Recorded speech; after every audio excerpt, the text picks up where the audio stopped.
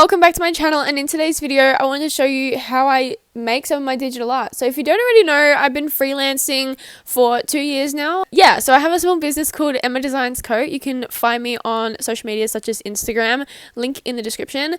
But yeah, so this is just a thing I did for fun, literally just a self-portrait of me. But honestly, I wanted to go in a bit of a weird that was okay. Anyway, I wanted to go in an interesting direction with this one because I wanted to do vector, so like detailed t-shirt, and then the rest just line art and see how it looked. So that was where I was going for this. Now the app I'm using is, well, considered more of a beginner's app when you're on your iPhone, you know the stereotype of iPhone painters. Anyway, I use that app, Procreate Pocket. I used to use it on my iPad until I stopped using it on my iPad. Now I use it on my phone. But it's basically the mobile version of the Procreate app for iPad. So yeah. Anyway, I use that app and I've just gotten to use it a lot. I know a lot of people use IBS Paint, but I just honestly don't like it. I remember trying it out when I first tried to start doing digital art and I just hated it for some reason. I just didn't like how the brushes worked. I didn't like the layering. I don't know. Something about the app I just didn't like. So anyway, I migrated to Procreate. Now, something within the art community or design community in the creative field, literally generally across the creative field, is how to price your work. I'm still working on this still to this day and forever going to be working on this because I'm never satisfied. If you're following me on Instagram, I change my prices every month, I swear, because I never know what to charge for individual things. Like, it's an uphill battle just trying to know how much I'm worth and all the aspects that go into pricing yourself as an artist. By the way, the original photo that I'm drawing right here is by Beth Gold.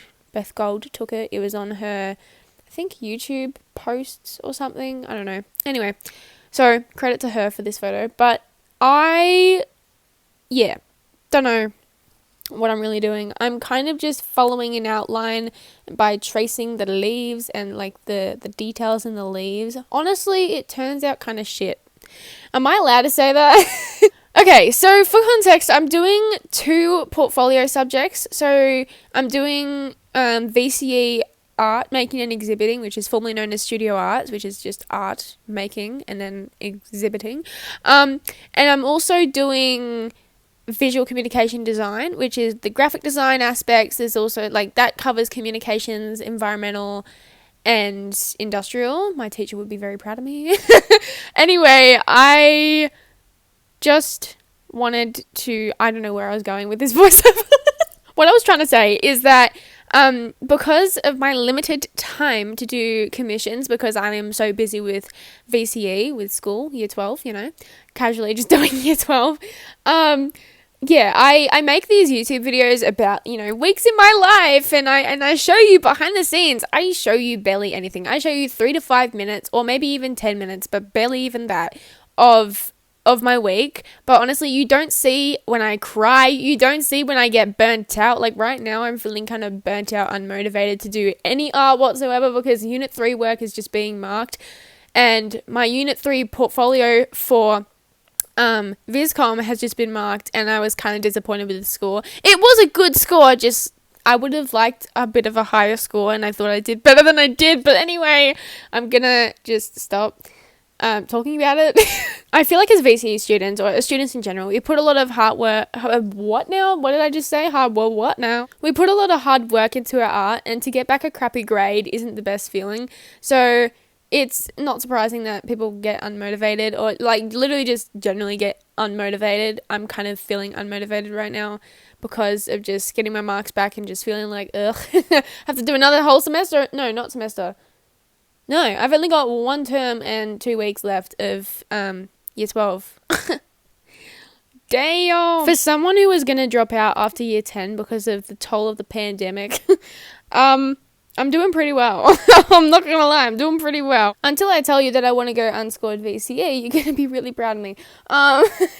Mainly because I don't want to do the exams, and I feel like it's not necessary for me. It's not going to be a great I can't speak. It's not going to be a great reflection of what I actually know And that's the biggest thing about the school system in my book, that there's not much individuality about it, and it's all standardized, and that's what a test is, but it's just not a very good picture about what we actually know in certain subjects. And to base off all of your years of education on a couple of exams is extraordinarily bullshit, honestly. Sorry sorry if anyone's playing this at a high school. I could just do the English exam and get through that way, because some universities just want English study score and that's it. It just depends what you want to do. And for someone that's just coming out of high school, it sounds so complicated to just everyone expects you to make up your mind at 17 years old, or much earlier in some cases. And you don't really know what you want to do. You have no idea who you are outside of high school yet. And to be making all these big life choices of you want to move out at 18, or you want to do this, you want to move into a college dorm at this time, blah, blah, blah, blah. I don't know. Sometimes people just don't think through choices, and then they drop out, or they waste their money, or things just don't work out the way that you want them to. But yeah, I don't know. That's just my opinion about it. I'm not really fussed with going to university right off the bat, just because for the profession that I kind of want to work towards, you can really learn a lot by yourself and through YouTube and stuff like that. Obviously, there are industry professionals everywhere you look, but it really just depends. Do you want to go through a curriculum to get your knowledge, or do you want to go through the real world to get your knowledge? That's really what it comes down to for me. And for me right now, after high school, I would probably choose real world, because I've been in the school system for so long. And I know higher education is different than high school, but anyway, that's just my take on it. I hope you enjoyed this video. If you didn't, I understand. But if you want to see how I made my Unit 3 studio art pieces, let me know. But other than that, I'll see you guys in the next video. Bye!